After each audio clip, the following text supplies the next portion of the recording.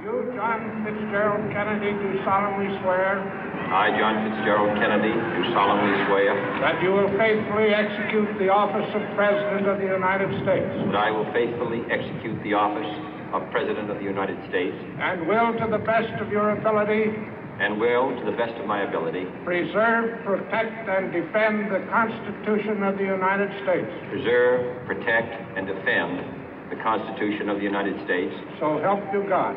So help me God.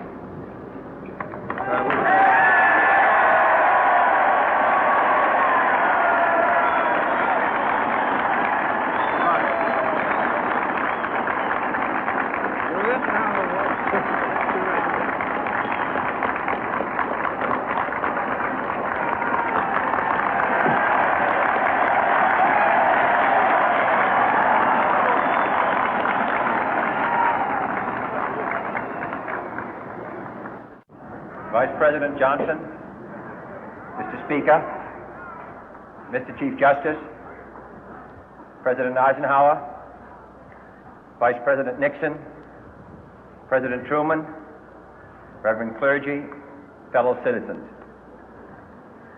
We observe today not a victory of party, but a celebration of freedom, symbolizing an end as well as a beginning, signifying renewal as well as change.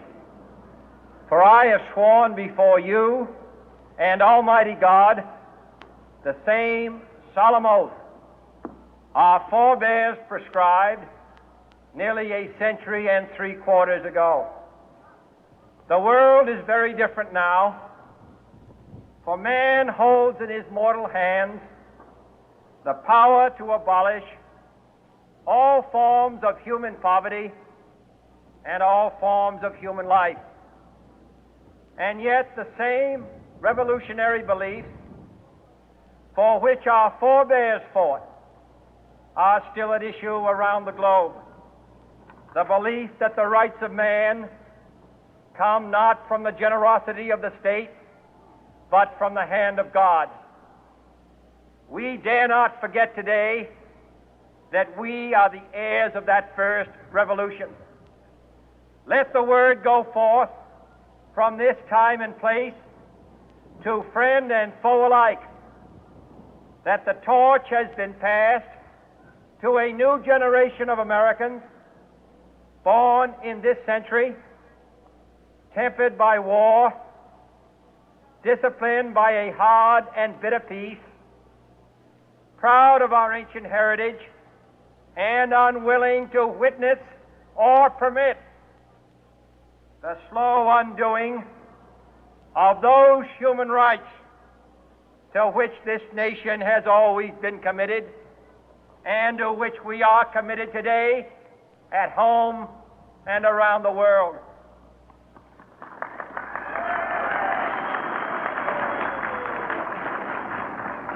Let every nation know, whether it wishes us well or ill, that we shall pay any price, bear any burden, meet any hardship, support any friend, oppose any foe to assure the survival and the success of liberty.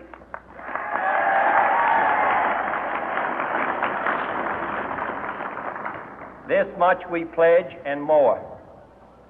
To those old allies whose cultural and spiritual origins we share, we pledge the loyalty of faithful friends.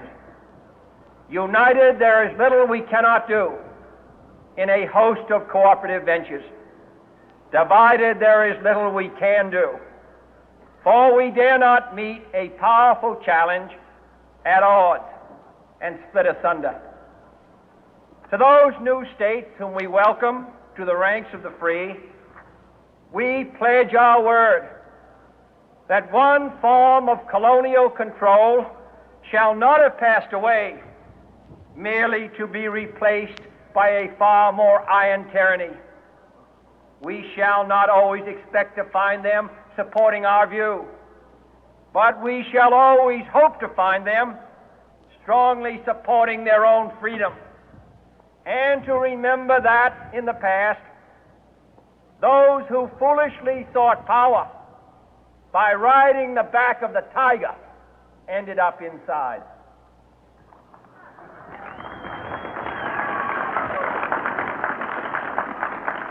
To those people in the huts and villages of half the globe struggling to break the bonds of mass misery, we pledge our best efforts to help them help themselves for whatever period is required, not because the communists may be doing it, not because we seek their votes, but because it is right. If a free society cannot help the many who are poor, it cannot save the few who are rich.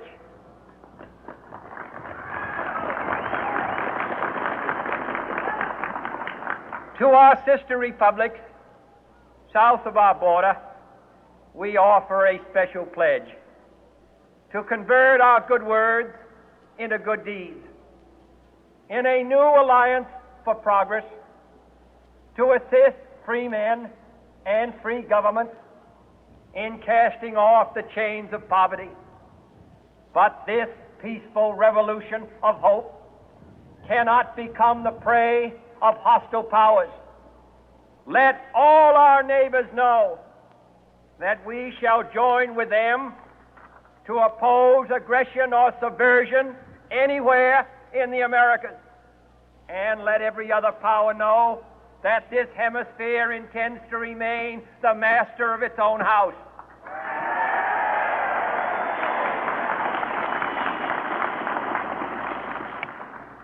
To that World Assembly of Sovereign States, the United Nations, our last best hope, in an age where the instruments of war have far outpaced the instruments of peace, we renew our pledge of support to prevent it from becoming merely a forum for invective, to strengthen its shield of the new and the weak, and to enlarge the area in which its writ may run.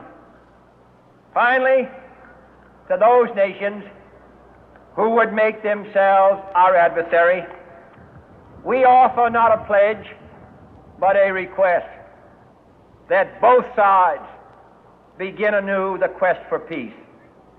Before the dark powers of destruction, unleashed by science, engulf all humanity in planned or accidental self-destruction, we dare not tempt them with weakness, for only when our arms are sufficient beyond doubt can we be certain beyond doubt that they will never be employed. But neither can two great and powerful groups of nations take comfort from our present course, both sides overburdened by the cost of modern weapons, both rightly alarmed by the steady spread of the deadly atom, yet both racing to alter that uncertain balance of terror that stays the hand of mankind's final war. So let us begin anew, remembering on both sides that civility is not a sign of weakness, and sincerity is always subject to proof. Let us never negotiate out of fear, but let us never fear to negotiate.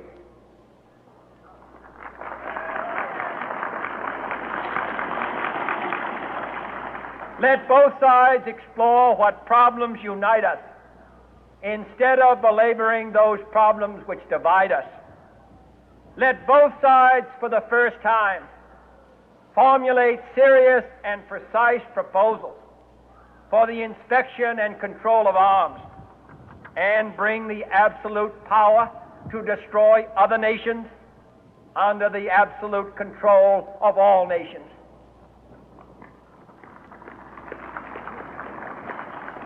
Let both sides seek to invoke the wonders of science instead of its terrors. Together, let us explore the stars, conquer the deserts, eradicate disease, tap the ocean depth, and encourage the arts and commerce. Let both sides unite to heed in all corners of the earth the command of Isaiah to undo the heavy burden and let the oppressed go free.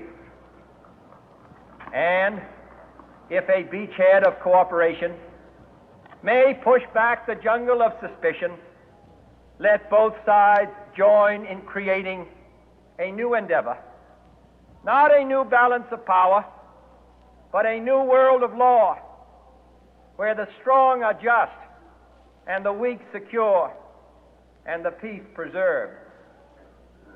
All this will not be finished in the first 100 days, nor will it be finished in the first 1,000 days, nor in the life of this administration, nor even perhaps in our lifetime on this planet.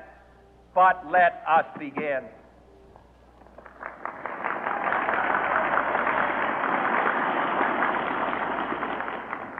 In your hands, my fellow citizens, more than mine, will rest the final success or failure of our course.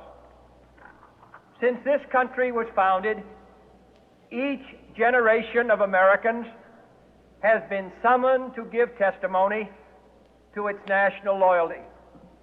The graves of young Americans who answered the call to service surround the globe. Now the trumpet summons us again, not as a call to bear arms, though arms we need, not as a call to battle, though in battle we are, but a call to